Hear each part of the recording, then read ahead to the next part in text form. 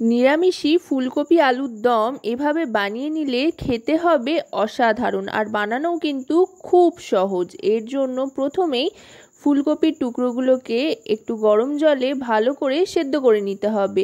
এক্ষেত্রে কিন্তু ফুলকপিগুলো বেশ বড় বড় করে কেটে নিতে হবে, তাতে করে দেখতেও যেমন আকর্ষণীয় হবে তেমনি খেতেও কিন্তু দারুণ লাগবে। ফুলকপিটা সেদ্ধ করে নিয়ে এবার এখানে কড়াইতে সাদা তেল গরম করে সেদ্ধ করা ফুলকপিগুলো ভেজে নিচ্ছি। ফুলকপিগুলো খুব একটা বেশি লালচে করে ভাজবো না, একটু সাদা সাদা রেখেই ভাজবো। এই রেসিপিটা এভাবে বানালেই কিন্তু খেতে দারুণ হয়।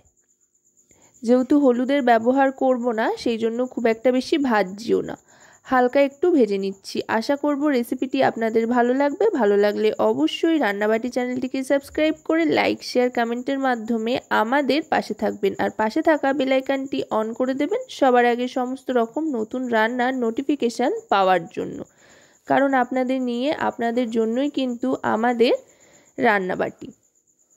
এবার ফুলকপি ভেজে তুলে নিয়ে আরও খানিকটা সাদা তেল অ্যাড করে দিয়ে দিচ্ছি ডুমো ডুমো করে কেটে রাখা আলুর টুকরোগুলো। এবার এই আলুটাকেও ভালো করে ভেজে নেব। আলুটা ভাজতে ভাজতে বেশ একটু লালচে রং ধরে আসলে তারপর এটাকে তুলে নেব। আলুটা তুলে নিচ্ছি। তুলে নেওয়ার পর গ্যাসের ফ্লেমটা লোতে করে দেব, যেহেতু এখন ফোড়ন দেব তাই গ্যাসের ফ্লেমটা লো করে দিচ্ছি। এতে করে ফোড়নটা দিতে সুবিধা হবে, আর ফোড়ন দেওয়ার পর ফাটার সম্ভাবনাও থাকবে না। সাধারণত আমরা কিন্তু আলু ফুলকপির তরকারি এই শীতকালে প্রায় দিনই বাড়িতে রান্না করে থাকি, তবে নিরামিষি এভাবে যদি রান্না করেন তাহলে কিন্তু খেতে অসাধারণ লাগবে আর মুখের স্বাদও বদলাবে। প্রথমেই গোটা গরম মশলা ফোড়ন দিয়ে দিলাম, আর তার সাথে দিয়ে দিচ্ছি আদা বাটা। আদার পরিমাণটা একটু বেশি করে দিচ্ছি এখানে, আর সামান্য একটু জল দিয়ে দিচ্ছি যাতে আদাটা পুড়ে না যায়। আর গ্যাসের ফ্লেমটা কিন্তু এই পর্যায়ে একেবারে লোতে রাখতে হবে। এবার দিয়ে দিচ্ছি ভেজে গুঁড়ো করে নেওয়া জিরে। শুধুই এখানে কিন্তু জিরের গুঁড়ো ব্যবহার করলাম আপাতত, আর তার সাথে দিয়ে দিচ্ছি কাশ্মীরি রেড চিলি পাউডার, আর দিয়ে দেব পরিমাণ মতো নুন। কম আঁচেই এবার এই গুঁড়ো মশলাগুলোকে ভালো করে কষিয়ে নিতে হবে। দেখুন মশলাগুলো থেকে কিন্তু আস্তে আস্তে তেল ছাড়তে আরম্ভ করেছে। এবার দিয়ে দিচ্ছি কয়েকটা কিশমিশ, এতে করে বেশ মিষ্টি মিষ্টি একটা স্বাদ আসবে। চাইলে আপনারা কিশমিশ বাটাও ব্যবহার করতে পারেন, তবে এভাবে দিলে মুখে পড়বে, এতে করে বেশ অন্যরকম একটা ফ্লেভার আসবে। এবার দিয়ে দিলাম আগে থাকতে ভেজে রাখা আলু আর ফুলকপিটা। আলু আর ফুলকপি এবার মশলার সাথে ভালো করে মিশিয়ে নেব, আর এবার কিন্তু গ্যাসের ফ্লেমটা লো থেকে মিডিয়ামে করে নেব। গ্যাসের ফ্লেমটাকে মিডিয়ামে রেখে ভালো করে মশলার সাথে আলু ফুলকপিটাকে কষিয়ে নিতে হবে একটু সময় হাতে নিয়ে। এখন থেকেই কিন্তু অসাধারণ একটা গন্ধ ছাড়তে আরম্ভ করেছে। নতুন ফুলকপির সাথে মশলার মিশ্রণের অসাধারণ একটা গন্ধ, বাড়িতে না বানালে কিন্তু এই গন্ধের আস্বাদ আপনারা পাবেন না। এবার দিয়ে দিচ্ছি জল। জল খুব একটা বেশি দেওয়ার প্রয়োজন নেই, অল্প করে জল দিচ্ছি, কারণ ফুলকপির থেকেও কিন্তু জল ছাড়বে, সেই জলেই কিন্তু ফুলকপিটা সেদ্ধ হয়ে আসবে। ভালো করে ফুলকপিটা মিশিয়ে নিচ্ছি মশলার সাথে।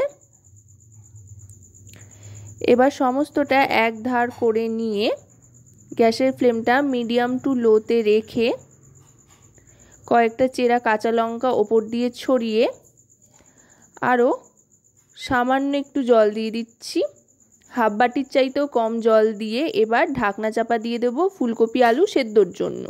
মোটামুটি 3 থেকে 4 মিনিট মতো ঢাকনা চাপা দিয়ে রাখার পর ঢাকনাটা সরিয়ে নিচ্ছি। দেখুন ফুলকপি থেকে কিন্তু জল ছেড়েছে। এবার এই জলটা টেনে আসা পর্যন্ত কিন্তু খুন্তি চালাতে থাকতে হবে। এবার গ্যাসের ফ্লেমটা বাড়িয়ে দেব। দেখুন আলুটা কিন্তু সেদ্ধ হয়ে গিয়েছে, আর ফুলকপি তো আগে থাকতে সেদ্ধ করেই নিয়েছিলাম, আর আস্তে আস্তে কিন্তু রঙটাও বদলাতে আরম্ভ করেছে। এবার দিয়ে দিচ্ছি ফেটিয়ে রাখা টক দই। এখানে টক দইটা কিন্তু খুব ভালো করে ফেটিয়ে নিতে হবে যাতে কোনো রকমের লাম্পস না থাকে, সেদিকে লক্ষ্য রেখে। এখানে 25 গ্রাম মতো টক দইয়ের ব্যবহার করেছি, সেটাই দিয়ে দিলাম। টক দই দেওয়ার পর আরও একটু জল ছেড়েছে। টক দইটা দিয়ে ভালো করে নাড়তে থাকতে হবে যতক্ষণ পর্যন্ত না টক দইয়ের যে একটা গন্ধ থাকে সেটা কেটে যাচ্ছে আর টক দইয়ের থেকে তেল ছাড়তে আরম্ভ করছে।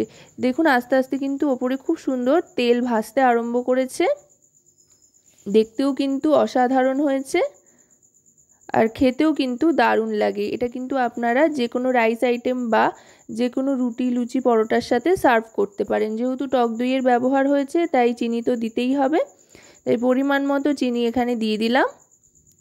একেবারে আলু ফুলকপি সমস্ত সেদ্ধ হয়ে গেলে, রান্না যখন মোটামুটি 90% তৈরি হয়ে যাবে তখনই কিন্তু চিনিটা দিতে হবে, তারপরে সার্ভ করে দিতে হবে।